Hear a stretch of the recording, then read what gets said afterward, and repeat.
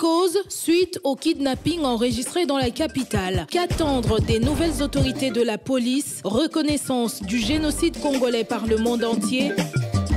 Débat au féminin, on parle ce samedi avec Madame Nicole Kavira, coordonnatrice nationale du mouvement des indignés, et Madame Mimi Ouité Kanté, activiste du mouvement CAPE, mouvement des jeunes congolais, basé à Londres avec des représentations en province.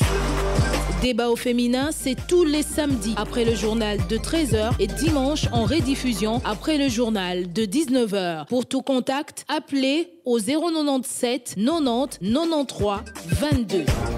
Bienvenue dans ce nouveau numéro du débat au féminin. Fidèle auditrice auditeur de Top Congo, c'est pour nous un réel plaisir de vous retrouver, de vous savoir nombreux à suivre ce magazine de la femme que vous propose Top Congo FM. Aujourd'hui, nous revenons avec un autre sujet, un sujet aussi intéressant que tous les autres que nous traitons dans cette émission.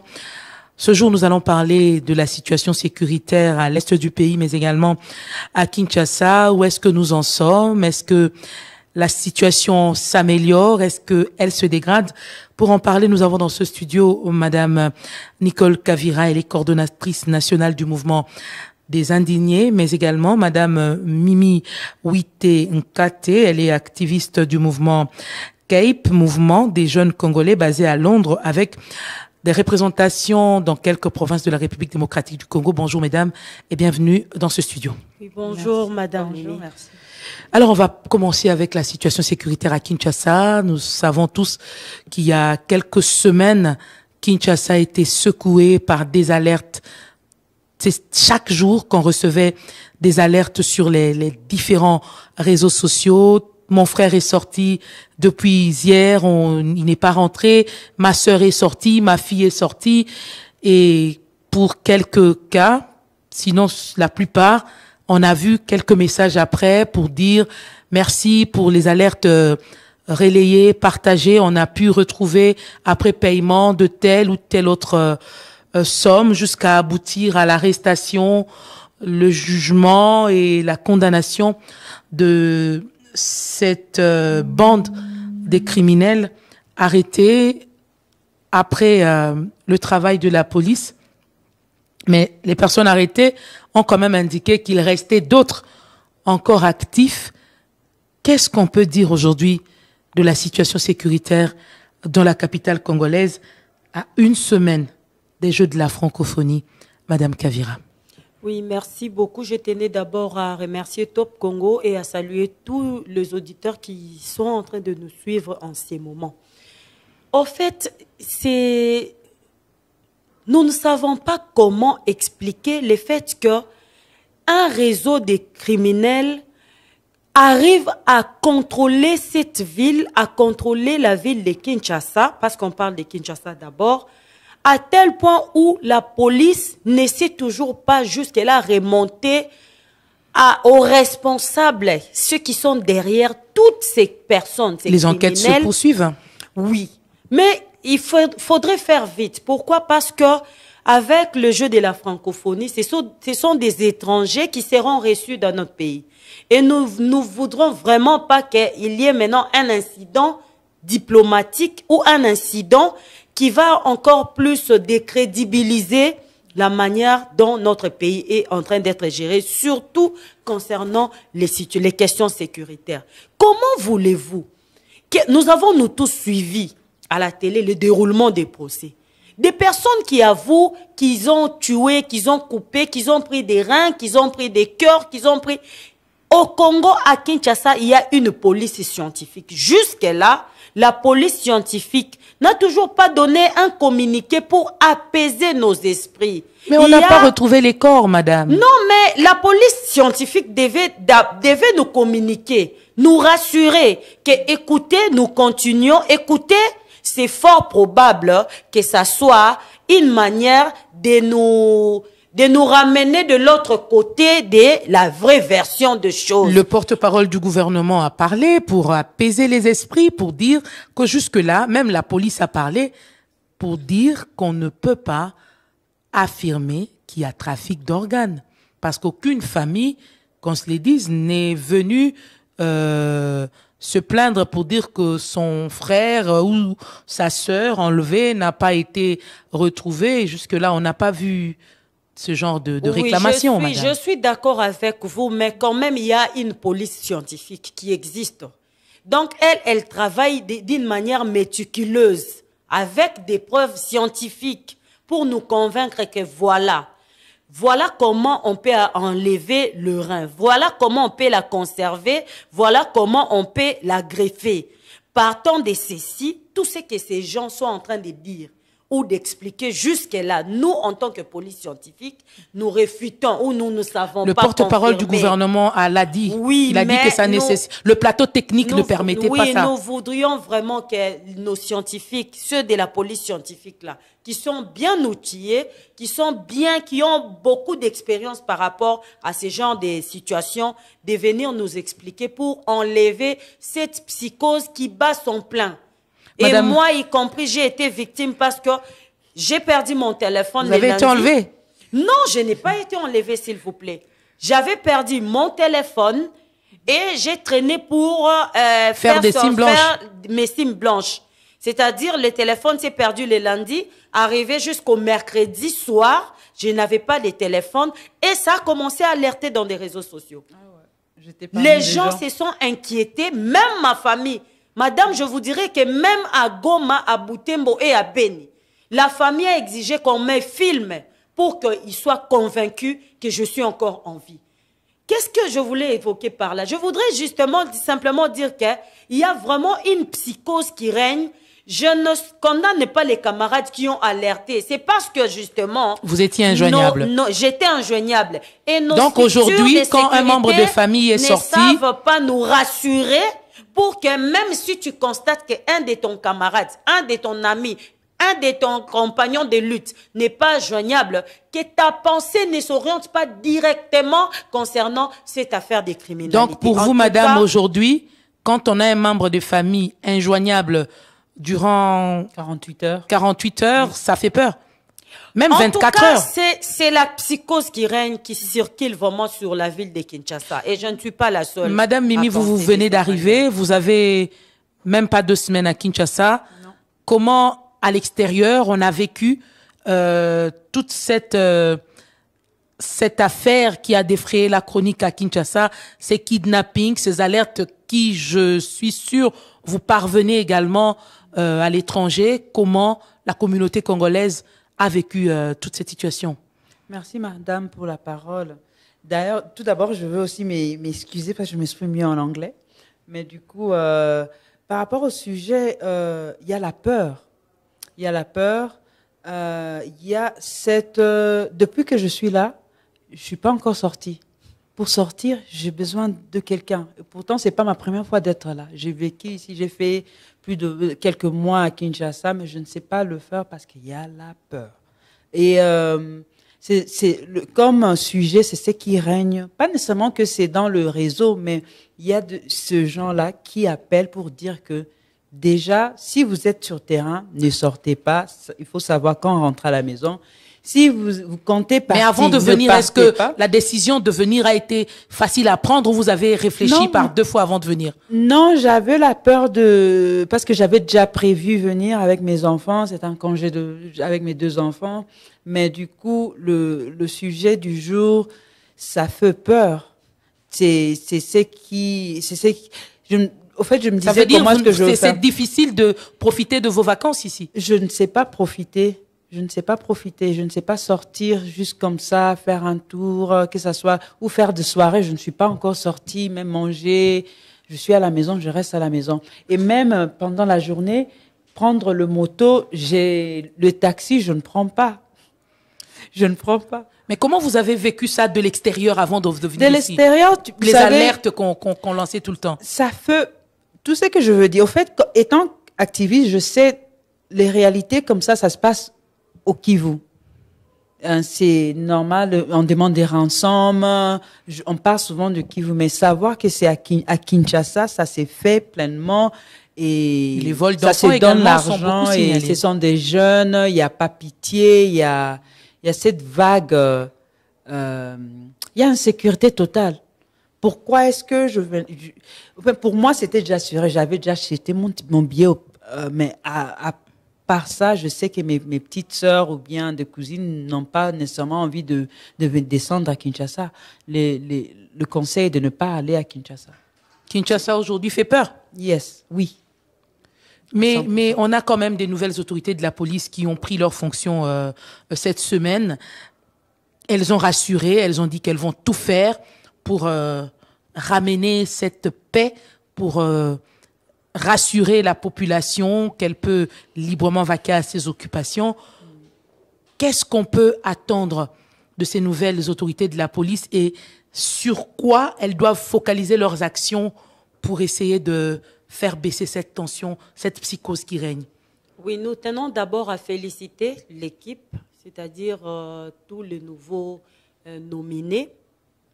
Nous félicitons aussi nos autorités parce qu'il était temps aussi de voir comment réformer ou changer parce que la situation concernant la sécurité dans la vie de Kinshasa n'évoluait pas dans les positifs mais plutôt dans les négatifs. Et se dégrader. Nous les accueillons à bras ouverts, mais nous n'aimerions vraiment pas que cette équipe, encore une fois de plus, nous déçoive par des discours qui ne vont rien produire.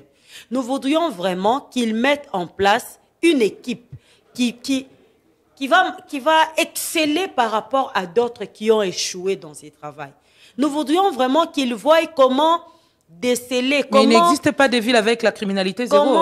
Non, on ne parle pas de la criminalité zéro. On parle de cette tendance de la vitesse même qui prennent cette allure-là de l'insécurité dans la vie des Mais on a demandé qu'on peigne les taxis en jaune. C'est des taxis peints en jaune qui sont à la base de la sécurité. Mais jusque-là, il ne faut plus. Il nous faut plus.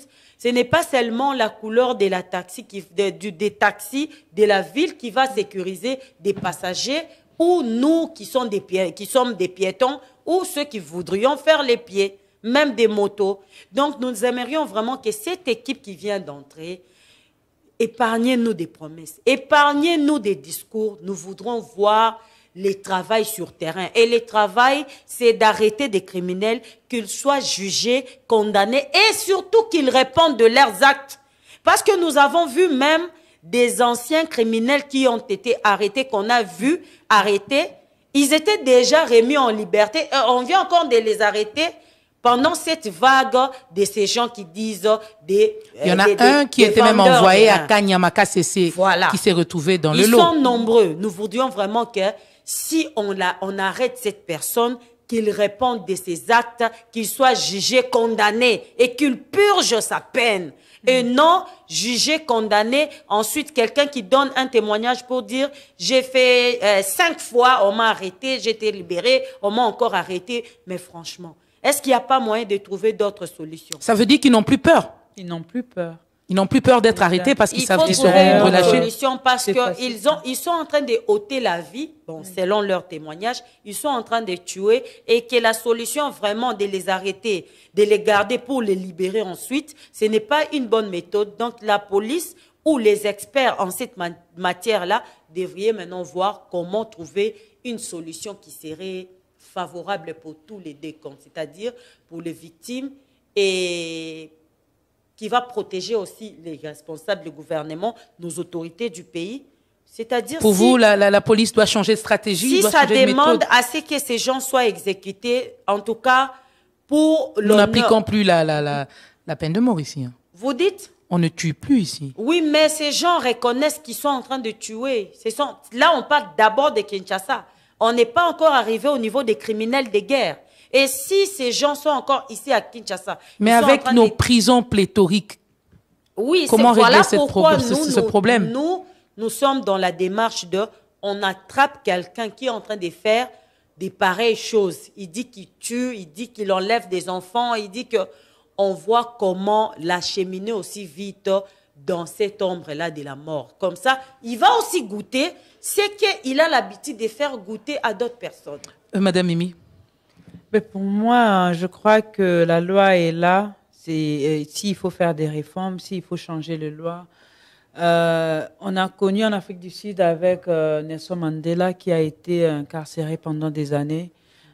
Pourquoi est-ce que ces jeunes hommes sont libérés par rapport à ce qu'ils ont déjà avoué fait? qu'il a eu à donner de l'argent pour être libéré. Il y a des jeunes filles, libéré. des jeunes garçons qui sont, surtout les jeunes filles, je sais, j'ai des cousines qui sont dans l'université, qui marchent après les cours parce qu'il y a la peur d'entrer dans même le taxi jaune pour arriver à maison tard, mais préfèrent marcher quand même. So, pour moi, il est important de faire le plus tôt possible le nécessaire pour faire de façon que ça s'arrête.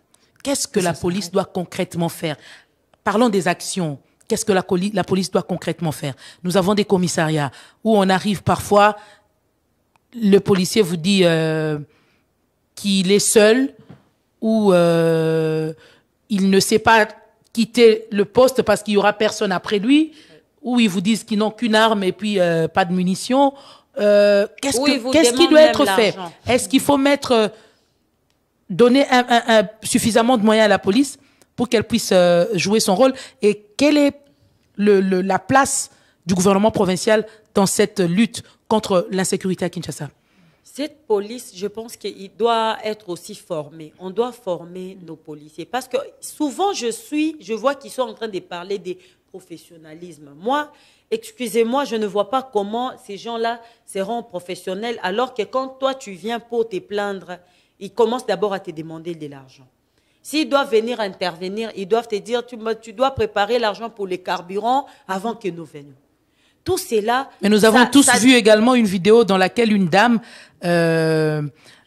témoignait qu'elle a échappé à un kidnapping et on a présenté les deux présumés auteurs du kidnapping comme membres de la police. Mais c'est très grave. Voilà pourquoi nous disons il faut vraiment une formation. Dans des pays sérieux, dans des pays où des autorités sont aussi sérieuses, on prend des personnes intelligentes, des personnes qui ont excellé, des personnes qui ont des valeurs pour diriger ces genres de structures. Mais au Congo, quand l'enfant a tendance d'être koulouna, tendance de les voyous, c'est ceux-là qu'on envoie. Tout ça, il tend vers quelqu'un qui sera incontrôlé. C'est des personnes incontrôlées qu'on oriente vers ce genre de service. C'est des personnes qu'on oriente dans nos structures de la police, dans l'armée. Et comment ils vont sécuriser cette population? Quelqu'un qui était déjà un bandit, qu'on va plus tard donner même l'arme pour dire qu'il va sécuriser. Mais il va sécuriser qui? Voilà pourquoi aujourd'hui, parmi ces criminels, ils disent non, j'ai été arrêté, j'ai été encore libéré. Parce qu'il sait qu'il suffit de glisser un 700, un 500, peut-être même un 200, il sera remis en liberté, il va continuer avec ses sales besognes. Voilà pourquoi la police doit aussi penser à cette formation des nouveaux éléments. Recruter des bons éléments et les former pour que nous soyons sûrs que ce sont vraiment des personnes qui méritent. Et non, en pleine journée, à long terme. Nous les voyons en train de prendre des boissons locales. C'est en pleine journée, ils sont là dehors en train de boire, en train de fumer, tout ça. On s'insécurise même quand on passe à côté des containers là de la police. On ne veut même pas passer à côté d'eux. On contourne là-bas trop loin, comme on dit beaucoup là, pour passer parce qu'on a peur que si tu RT quelqu'un là-bas, on peut même t'arrêter, te créer une infraction que tu n'as pas commise. Voilà comment, voilà l'image, les dessins même qui représentent aujourd'hui la police nationale congolaise. Et c'est cela qui crée les psychoses dans les pensées, ça crée des psychoses dans tout ce que nous pouvons faire. Le soir, on est pressé de vite rentrer, on ne veut plus monter dans des taxis, on a peur de prendre des taxis, on a peur, même si c'est un bon taxi, ça s'arrête, tu commences à vérifier, tu as peur alors que tu pouvais déjà prendre et retourner chez toi. Le rôle de la police, c'est protéger. Finalement, il n'y a aucun moyen de transport dans lequel on se sent en sécurité. Les motos enlèvent, les bus enlèvent, Oui. Mais on a quand même... On doit nous rassurer. La police doit rassurer cette population. Mais on est quand même d'accord que depuis un certain temps, depuis le procès, depuis les condamnations, on a de moins en moins d'alertes enlèvement. Pour moi, je ne regarde plus le procès parce que j'ai eu des cauchemars. Il y avait déjà la peur. Je ne cesse de parler de la peur. Je cessais de regarder. Non, mais est-ce qu'on continue d'enregistrer quand même autant d'alertes qu'il y a 3-4 semaines? Mais Non, oui, mais juste moi là- déjà, il y a ma cousine qui est licenciée, je ne sais pas à quelle université, elle a dit, il y a 2 jeunes filles, il y a un moto qu'on a poursuivi et puis parce qu'ils ont enlevé ou quelque chose, une fille, il y a quelqu'un qu'on a arrêté. Oui, Ça c'est arrive. vrai que la tendance depuis les audiences, c'est de plus en plus, on arrive à sauver des griffes des kidnappeurs, Oui. les victimes. Les gens sont alertés. Mais on a de moins en moins des alertes quand même sur les réseaux sociaux des Oui, personnes enlevées. Oui, ça c'est vrai parce qu'il ne faudrait pas oublier qu'il y en a d'autres qui en ont profité. Donc, des enfants ou de jeunes qui ont profité de cette psychose justement pour mentir à leurs parents en disant que non, je suis telle part. Et puis ensuite, elle ferme son téléphone et puis elle s'est fait passer pour quelqu'un qu'on a kidnappé. Nous avons aussi vu des pareils cas, des enfants là qui ont été retrouvés et qui ont fait semblant disant que non, elle a été enlevée. Un enfant qui a fugué pendant quelques Et elle a heures. fugué, elle a essayé de faire passer. C'est là pour Ou quelqu'un qui est a été sorti kidnappé. pour aller passer du bon temps avec ses amis et se fait passer pour Oui, une oui. victime d'enlèvement. Oui, tout cela, en tout cas, il faudrait vraiment un programme bien précis, élaboré par nos structures de sécurité pour permettre à ce qu'il y ait vraiment qu'on ne puisse plus vivre dans cette peur-là. Parce que si dans la capitale, nous commençons à vivre comme ça, nous allons vraiment sentir que le Congo est en train de nous échapper. Et ton pays t'échapper, ce n'est pas normal du tout. Ce n'est pas normal. Situation à l'est de la République démocratique du Congo. Nous avons tous suivi cette vidéo du général-major Sylvain Ekenge, porte-parole de l'armée, parlant de l'armée rwandaise qui se prépare, qui serait en train de se préparer pour attaquer la République démocratique du Congo. Et l'armée a dit qu'elle ne se laissera pas faire. Madame Kavira, vous suivez de très près quand même cette situation à l'est. Madame Mimi également. Quelle lecture vous faites de la situation à l'Est? Est-ce que depuis l'instauration de l'état de siège, je sais qu'avec vous, lors il y a quelques mois, nous avions évalué cette situation. Est-ce qu'entre-temps, la situation a évolué ou elle est demeurée celle qu'elle était ou est-ce qu'elle s'est empirée? Depuis la promulgation de l'état de siège, nous ne dirons vraiment pas que la situation s'est améliorée parce que nous continuons de compter les nombres de morts. Les massacres, n'en parlons pas. Ça continue. Bunagana, c'est avant la promulgation de l'état de siège, Bunagana était contrôlé par les FARDC. Mais c'est en plein état de siège où on devait lancer les offensives, où on devait traquer l'ennemi. C'est pendant ces temps-là que Bunagana, aujourd'hui, plus d'1 an, Bunagana échappe au FARDC. Bunagana est contrôlé par l'armée rwandaise. Les combles même de notre indignation. Nous n'arrivons pas à comprendre. Oui, le porte-parole de l'armée continue à nous rassurer par des discours. Nous nous posons aussi des questions. Comment nos élus reviendront, surtout dans des zones touchées par l'insécurité? Comment nos élus, nos députés nationaux, retourneront sur terrain pour leur demander encore de voter, même si pas eux, de voter encore d'autres personnes?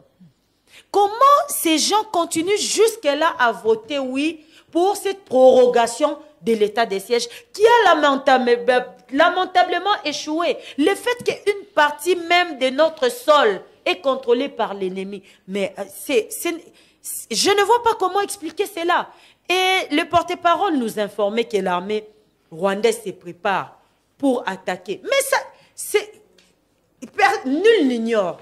Tout Congolais averti, tout Congolais qui suit de près des questions sécuritaires, il sait, la société civile de Rutshuru alerte toujours. La société civile, même un moment de Massi, si j'avais vu aussi, alerté, mais c'est la société civile de Nyiragongo, là, dans le Rutshuru, qui a alerté qu'il y a le positionnement de l'armée rwandaise qui a tendance à venir vers le parc de Virunga.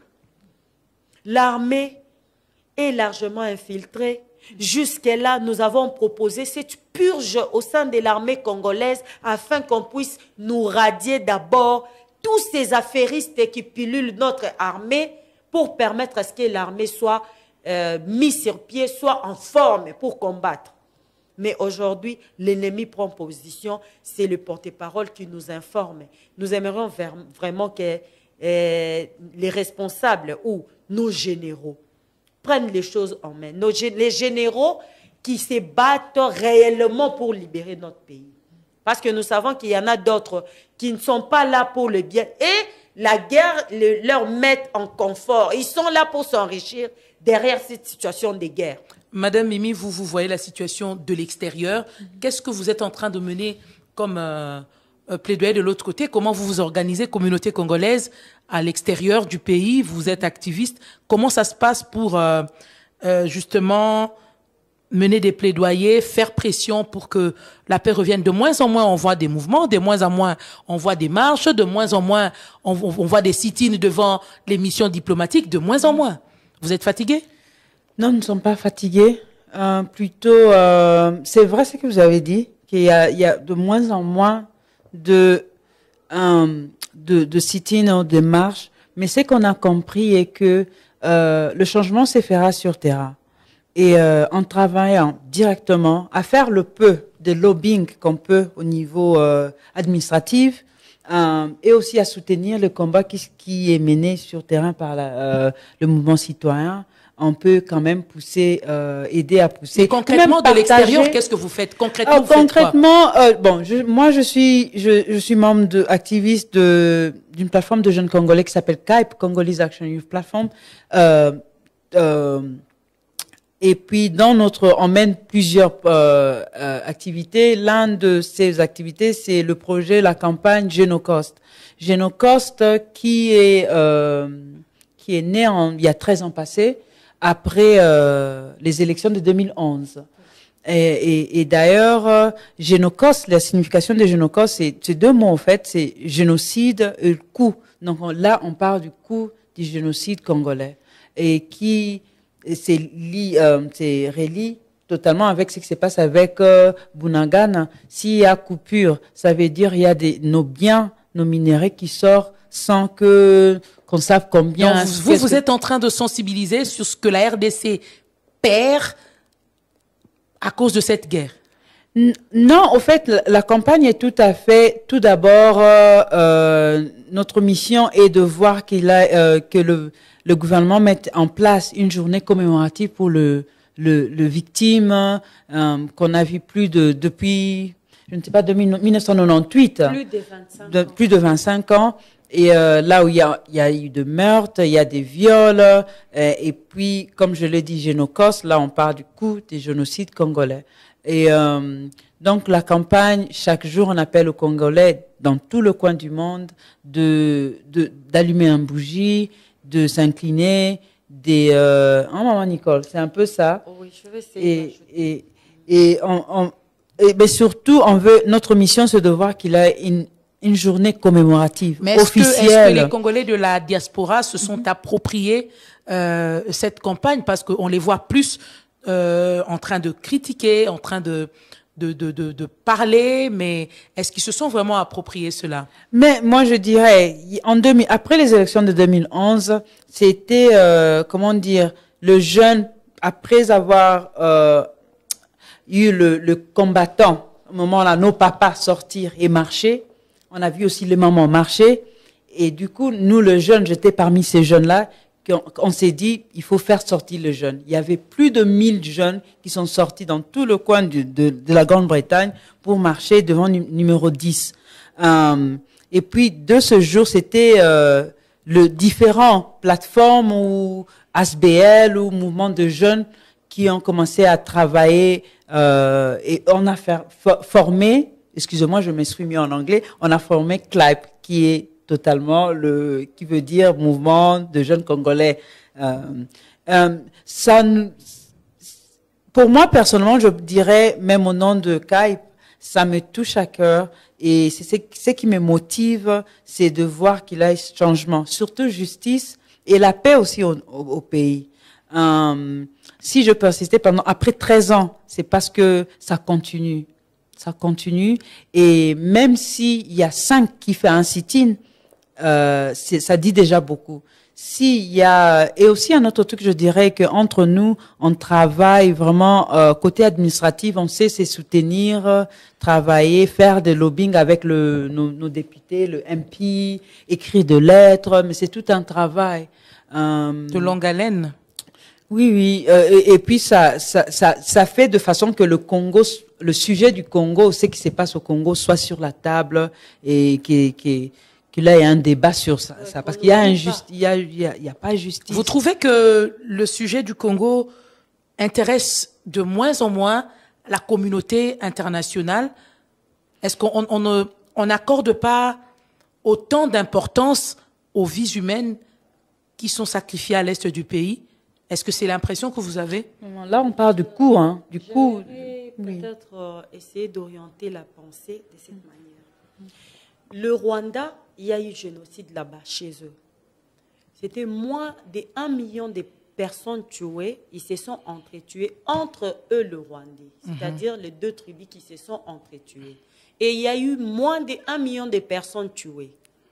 Et le Rwanda a mené des campagnes pour que ce génocide soit reconnu mondialement et qu'il y ait une date officielle que tout le monde va commencer à se souvenir de ces génocides-là. Et c'est ce que vous voulez pour le Congo? Chez eux.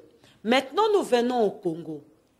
Au Congo, il y a un génocide tel que Mme Ouitenkat l'a dit. Génocide pour des raisons économiques. Et le génocide du Congo est différent de ces génocides du Rwanda. Parce que là-bas, c'est eux-mêmes qui se sont entretués. Mais au Congo, c'est les étrangers qui viennent tuer. D'autres pays africains utilisés par des superpuissances qui viennent pour ces raisons-là économiques. Ils nous massacrent chaque jour, nous tuent chaque jour. Mais aujourd'hui, est-ce que vous avez une idée, vous êtes société civile, est-ce que vous avez une idée du nombre des groupes armés actifs à l'est du pays? En tout cas, les dernières informations que je peux suivre, je pense que c'est dans le site de, je ne sais pas si c'est la MONUSCO ou Nations Unies, on parle de plus de 252 mouvements rebelles actifs. Qui travailleraient aussi avec les pays agresseurs? Oui, qui travaillent. Il y en a d'autres qui sont internes et il y en a d'autres qui sont en collaboration et d'autres qui sont externes. Voilà où nous en sommes. Comment dans un pays où maintenant là, nous avons dépassé la barre de 12 millions de personnes tuées à cause de cette insécurité. Mais il y a les forces, la force de l'EAC qui est là. Oui, comment vous évaluez son travail? Oui, nous évoluons. Nous allons à Beni. C'est depuis 2014 que les massacres ont commencé à Beni. Donc ça fait maintenant 9 ans, de 2014 jusqu'à aujourd'hui. 9 ans qu'on est en train de massacrer la population civile. Évoluons, vous allez même jusqu'à Beni Lubero, vous allez même dans les Fizi Mwenga, il y a toujours des Abunagana.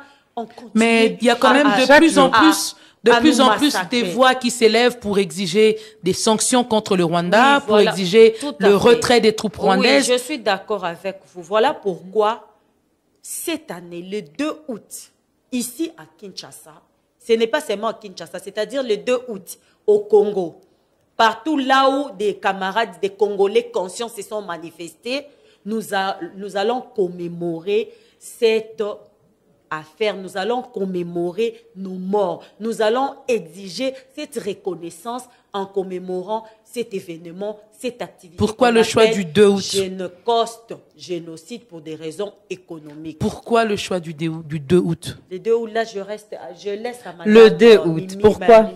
Oui, le 2 août a été choisi parce que, si vous le connaissez bien, j'espère, le 2 août 1998, c'était la deuxième guerre du Congo. C'est là que ça a commencé. Et puis, on a vu une accumulation de meurtres, des horreurs, au fait, que moi, je me permets de dire, au nom de ma famille, j'ai des membres de famille qui ont été tués. La pauvre Yvette Nyange, qui fut ma sœur, avec son mari Mwami Mubeza, de feu, troisième, qui ont été tués à Kasika, avec plus de 1000 membres de cet village. Des gens à Mwenga, on a déjà, je peux aussi, pour retourner, ma sœur qui était enceinte elle avait des jumeaux et elle a été enventrée, son mari la tête coupée. J'ai vu des images, j'étais pas mineure, j'étais assez âgée et ça, c'est ma motivation. Et à Mwenga, on sait, il y a eu de femmes qu'on a tuées, qu'on a enterrées vivantes. Et pour dire que même s'il n'y a pas de sit-in, je reviens là où on était aussi, ou de marche en haute voie, mais je vous assure, il y a de marches. En Belgique, en France, il y a, surtout en France, il y a, même à Londres. C'est juste que, il y a censure, même au niveau de la Grande-Bretagne, il y a censure de quoi est-ce qu'on montre. Mais je vous dirais, il y a des espaces, nos pages personnelles, parce qu'on s'est dit aussi une autre chose. C'est notre devoir d'écrire notre narrative à nous. On ne sait pas attendre que le plateforme ou bien les espaces internationaux d'écrire, de répondre à nos voix à nous. Ils vont toujours que les écrire. Congolais se prennent en charge. C'est ce qu'on fait. La plupart de jeunes, je t'assure, il y a de jeunes Congolais. Je suis vraiment fière. On est fiers d'être Congolais, même si on est en dehors du pays, à l'extérieur. Fiers. Et puis, on fait de façon qu'on apprenne, qu'on éduque, même nos enfants en nous, par rapport à la situation. Notre culture, mais aussi la situation. Parce que ça, c'est important. Pourquoi et qui fait aussi que cette année, le thème de cette année, c'est le coût du génocide congolais. Vous avez évalué combien il nous a déjà coûté, ce génocide congolais? Mais vous savez, là, c'est c'est plus chaque année, mais c'est quelques mois qu'il y a un téléphone qui est sorti, un iPhone. On connaît déjà, il y a Tesla qui est le plus, ça se vend, hein. Moi, déjà, chez moi, je vois, ça devient commun de voir des gens conduire le Tesla. Et il y a l'or. On a combien de minerais ici? Je ne sais pas compter. Mais moi, je vous assure, sur Skype, ce qu'on est en train de faire, c'est mener des recherches. On travaille avec des chercheurs sur terrain pour produire un document officiel qui sera partagé d'un moment à l'autre. Bon, c'est à long terme quand même. On travaille avec ceux-là qui sont des experts ici, parce que le travail c'est fait.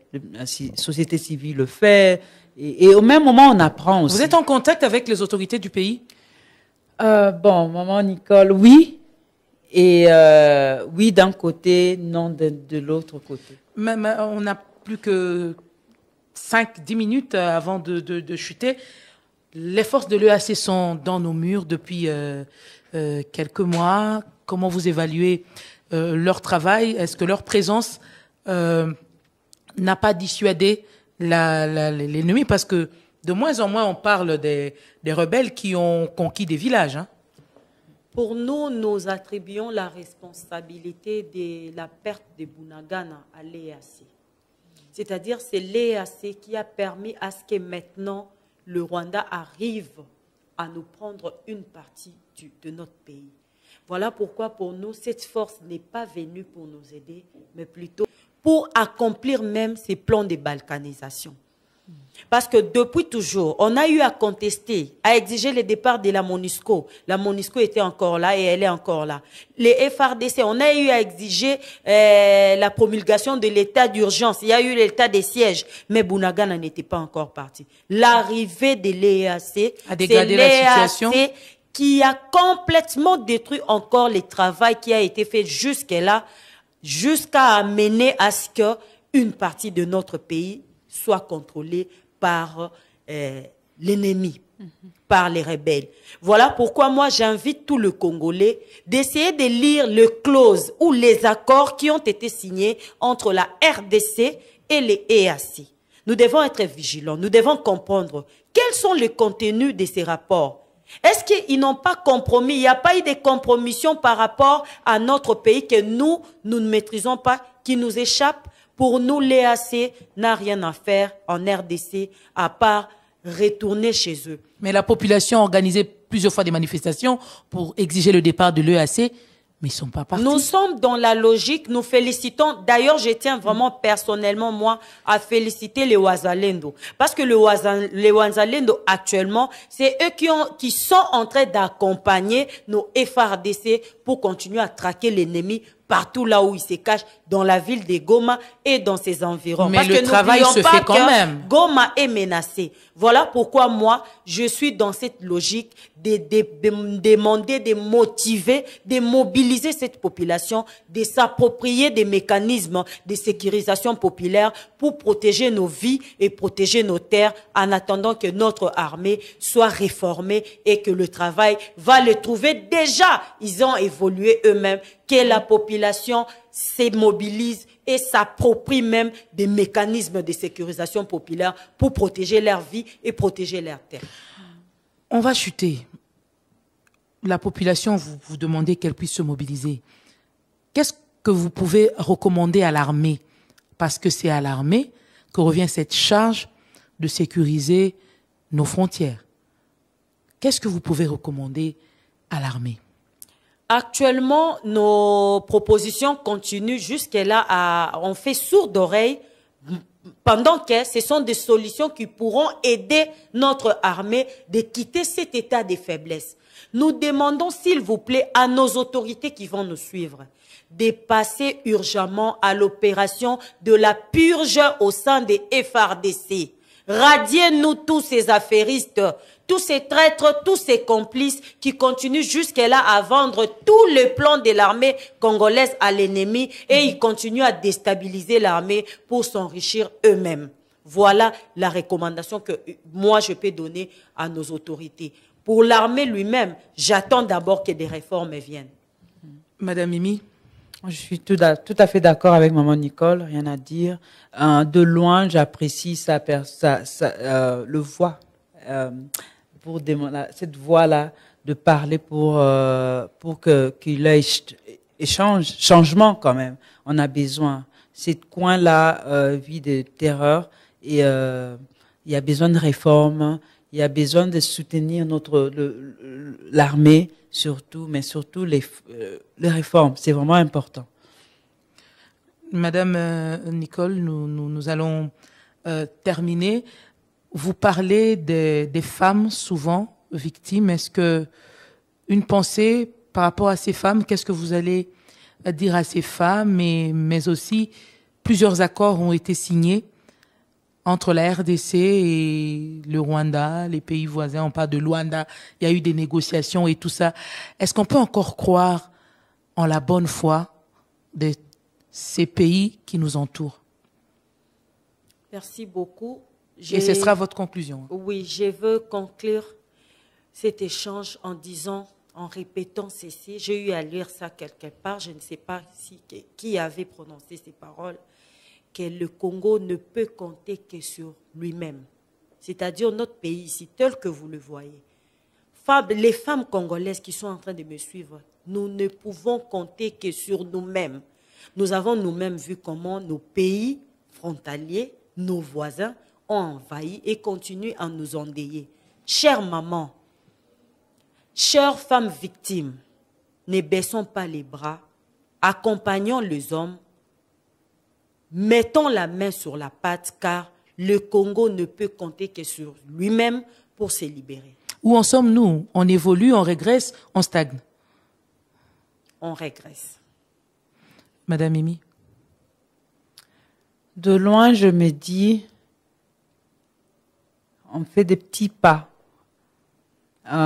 Pourquoi je dis ça? C'est parce qu'il y a ces femmes que je connais, que je vois de loin, qui se battent pour être sur la table. Madame Nicole Kavira, Annie Maudit, Julienne Lusenge, ce sont des gens, malgré les constraints, malgré, ça se voit, c'est comme s'ils sont placés là, mais c'est pas quelque chose d'évident. Ils ont commencé à mener ces soutiens, soutenir les femmes des années et des années. On doit vraiment bien travailler et de ne pas oublier nos convictions. Et je dis merci à cette femme-là. Merci, maman Nicole. Ouais, il y a beaucoup de travail à faire. On doit vraiment, c'est la femme qui doit changer, la femme changera le Congo. À quand la publication du document que vous êtes en train de préparer sur le coût du génocide? Mais ça viendra. Mais tout d'abord, avant ça, moi je dirais, j'appelle le Congolais, les Congolaises, le 2 août, de ne pas oublier plutôt que c'est la journée commémorative du Congo, et d'allumer une bougie ce jour-là, de prier, de nous rejoindre, je crois, à Kinshasa. Ex-place des évolués, actuellement place Génocoste. C'est là où nous tous, nous allons nous réunir pour commémorer ensemble. Vous avez déjà toutes les autorisations? Les autorités ont été déjà saisies, ils sont informés et ils nous accompagnent même dans cette démarche-là. Et nous disons merci même aux autorités qui nous ont encouragés, félicités et promis qu'ils seront même là sur place. Parce que même pour l'année passée, beaucoup d'autorités, beaucoup de Congolais conscients, de la majorité ou de l'opposition ou de la société civile ou des apolitiques ou des non-engagés, tout Congolais était là pour célébrer nos morts, pour exiger la reconnaissance de ce coup de génocide, le Génocoste. Le rendez-vous, vous le donnez donc pour ce 2 août, et c'est par ici que nous mettons un terme à ce numéro du débat au féminin. Merci à Madame Nicole Kavira, coordonnatrice nationale du mouvement des Indignés, mais également à Madame Mimi Ouité-Kanté, activiste du mouvement CAPE, mouvement des jeunes Congolais, basé à Londres en Grande-Bretagne, avec des représentations ici en République démocratique du Congo. Isabelle Moyengo nous a aidés dans la préparation de cette émission. Patrick Mungongo, Danisa Eubion a assuré la prise de vue. Et Jacques Nzinga a été du côté de la prise de son. N'oubliez pas le rendez-vous. C'est tous les samedis après le journal de 13h en rediffusion, le dimanche après le journal de 19h. Prenez rendez-vous avec votre magazine tous les jours. Nous allons nous retrouver très prochainement pour un autre numéro avec un autre sujet. Évidemment, d'autres femmes sur ce plateau pour parler de toutes les questions qui intéressent la politique, la société, la sécurité. Merci à vous de rester fidèles au programme de Top Congo FM. Et bonne suite des programmes. Psychose suite au kidnapping enregistré dans la capitale. Qu'attendre des nouvelles autorités de la police? Reconnaissance du génocide congolais par le monde entier? Débat au féminin, on parle ce samedi avec Madame Nicole Kavira, coordonnatrice nationale du mouvement des Indignés, et Madame Mimi Ouité-Kanté, activiste du mouvement CAPE, mouvement des jeunes Congolais, basé à Londres avec des représentations en province. Débat au féminin, c'est tous les samedis après le journal de 13h et dimanche en rediffusion après le journal de 19h. Pour tout contact, appelez au 097 90 93 22.